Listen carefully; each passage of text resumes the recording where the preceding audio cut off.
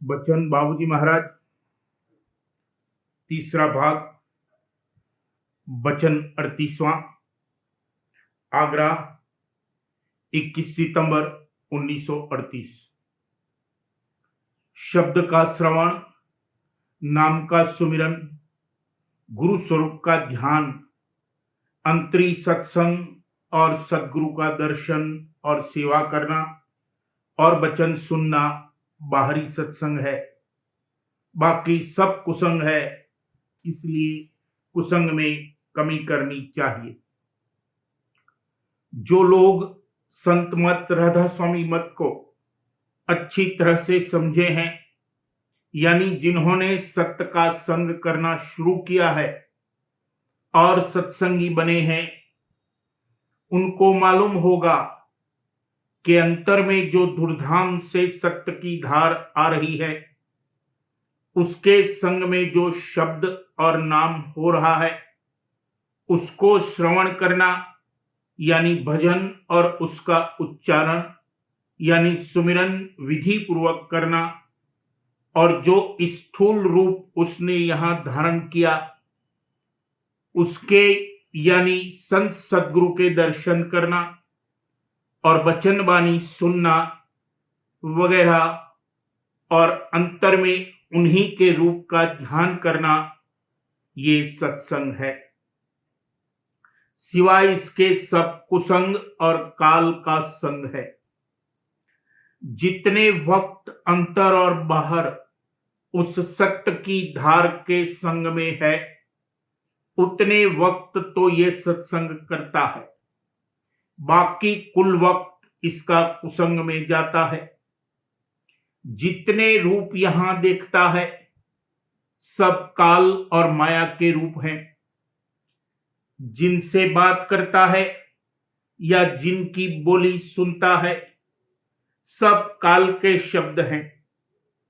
माया रचित काया में जो मन बैठा है, वो बोलता है। अपना मन और दूसरों के मन सब काल के वकील और अंश हैं। जो काम करता है, मन करता और कराता है, और वो सब कुसंग में दाखिल है। एक बारगी सूरत सत्य देश में नहीं पहुंच जाएगी, मगर जब से इसने धूर्धाम यानी सबसे ऊंचे देश के नाम की धारणा की और उसकी कमाई शुरू की, सूरत का कुछ अंग निकला और जरा जरा निकलना शुरू हो गया।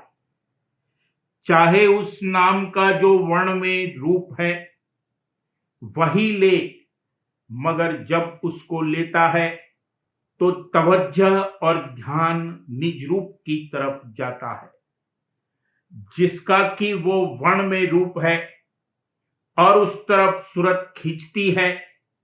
इसी तरह से जो स्थूल रूप संत सदगुरु उस नाम ने यहां धारण किया है, वो और सब रूपों की तरह माया के गिलाफों का ही बना है, मगर उसके अंतर में वही धूर्धाम का नाम प्रेरक और मुहर्रिक है।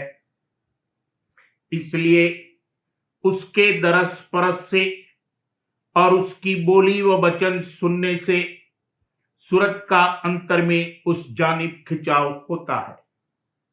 कहने का मतलब ये कि अंतर में सुमिरन, ध्यान, भजन और बाहर में दर्शन करना, वचन सुनना, सेवा करना और संग करना, सब में सूरत बरामद होती है और उस सत्य धार का कोई न कोई अंग में संग करती है।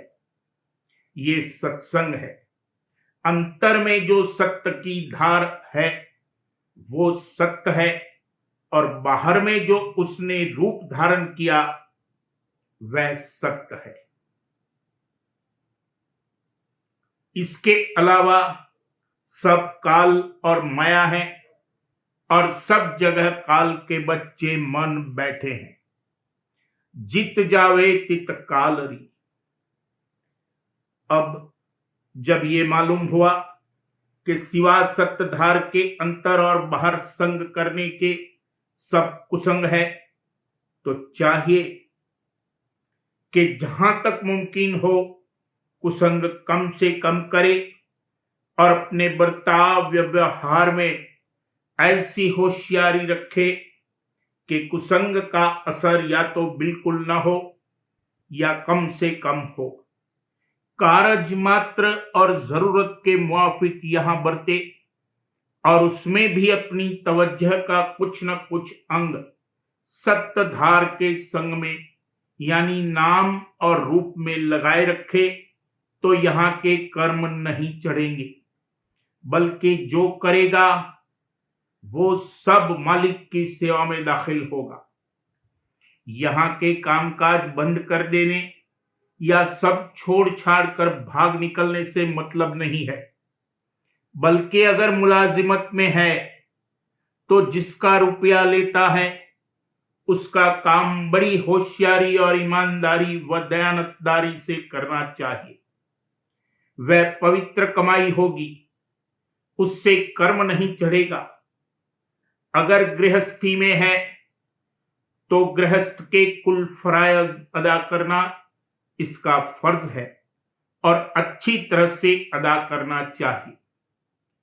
फजूल कामों में अपनी तवज्जो और वक्त को नहीं लगाना चाहिए और इस कदर किसी काम में आसक्ति नहीं होनी चाहिए कि या तो सत्ताधार का संग करने को वक्त ही न मिले या अपनी तवज्जो की पूंजी को इस कदर संसार में खर्च कर दे कि जब सत्ताधार के संग का वक्त और मौका आवे तो उसमें तवज्जो ही न लगा सके या उसको बिसर जाए। नौजवान, नौ उम्र और कई लोग कहते हैं कि हम शादी नहीं करेंगे, गृहस्थी के झगड़े में नहीं पड़ेंगे और सब छोड़ छाड़ देंगे। ये सब वाहियात है, जबकि गृहस्थ में रहते हुए और गृहस्थी के सब फराइज अदा करते हुए परमार्थ की कार्रवाई बन सकती है, बल्कि इस समय में विरक्त अवस्था के मुकाबले में गृहस्थ आश्रम में रहते हुए परमार्थ बनने का ज्यादा मौका और सहूलियत है। तो फिर शादी क्यों नहीं करनी चाहिए? जरूर करनी चाहिए। उन लोगों को पता नहीं है कि उम्र बढ़ने पर जैसे शरीर ढीला पड़ जाता है, उसी तरह से जो काबू और इख्तियार मन पर इस वक्त है वह भी ढीला पड़ जाएगा और तब मन को नहीं रोक सकेंगे। उस वक्त बेलगाम घोड़ा दौड़ेगा और बह जाएंगे। यह अक्सर देखने में आता है कि बहुत से लोग जिनका बर्ताव व व्यवहार दुरुस्त और ठीक रहा है, 40-50 वर्ष की उम्र होने पर यानी अधेड़ अवस्था में पहुंचकर मन पर बिल्कुल काबू नहीं रख सकते। इसमें दो बातें हैं। एक तो ये कि जब कर्म चक्कर आता है तब अपने को बचाना बड़ा मुश्किल बल्कि करीब करीब नामुमकिन हो जाता है।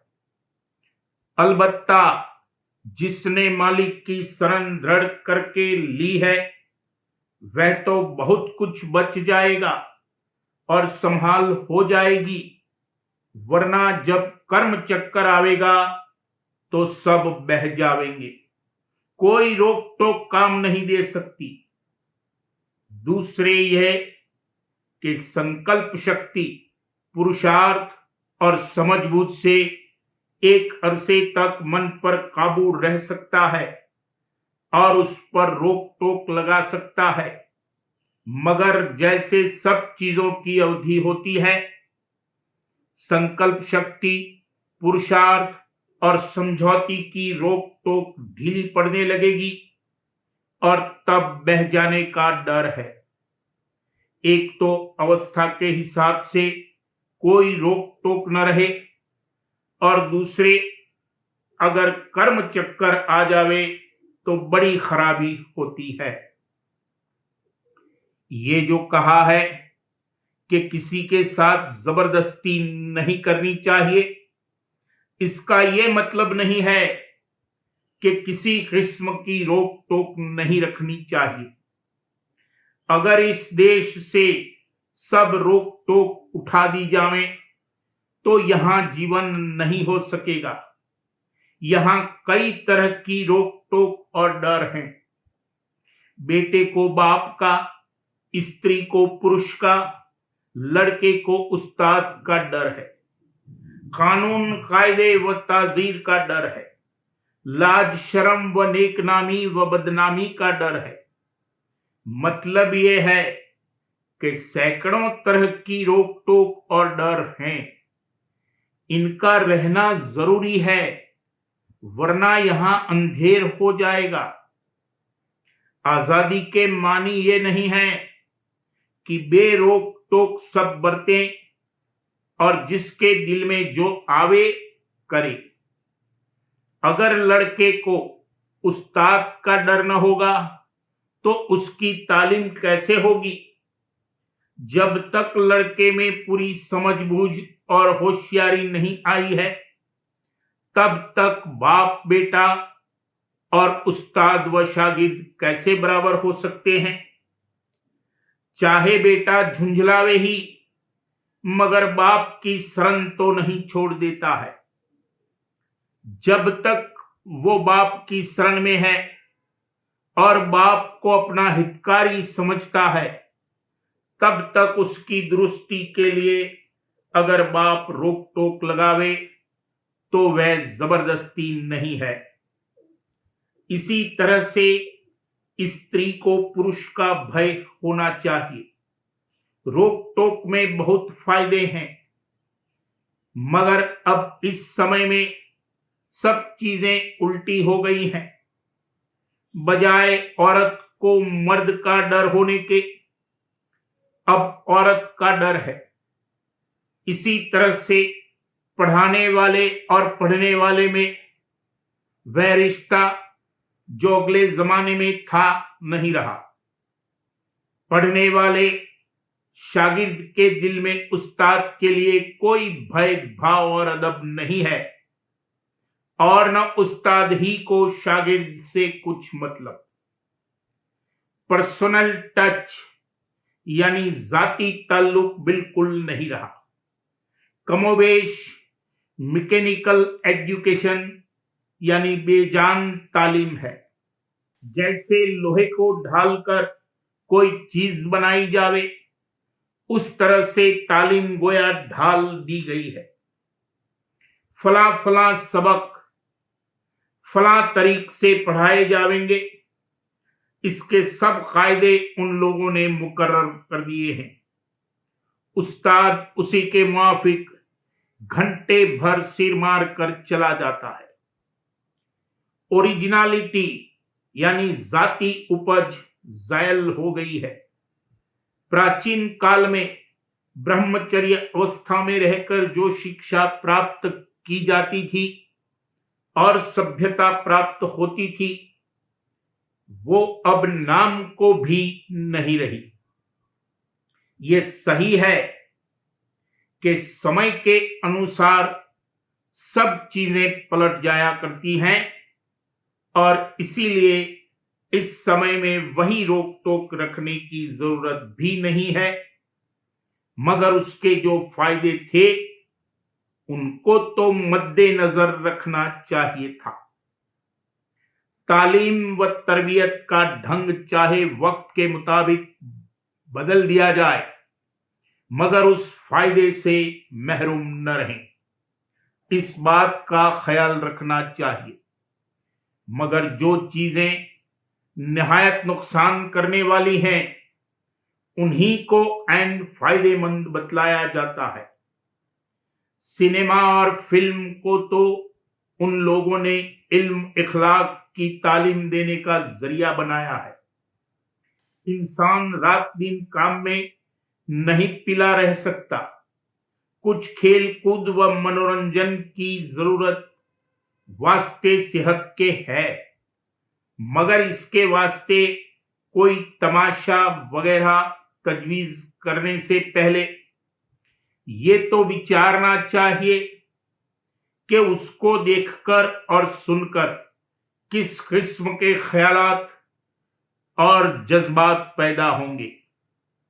अगर फायदे और नुकसान का हिसाब लगाया जाए तो सिनेमा से फायदे का अंक 100 में 1 भी नहीं आएगा, शायद दशमलव यानी डेसिमल में कुछ आवे। बाकी सब नुकसान ही नुकसान है। औरतों को तालीम देने से जो फायदा हासिल होना चाहिए था वह तो नदारद और गायब हो गया और दुनिया भर की खुराफात पैदा हो गई। समय का प्रभाव है।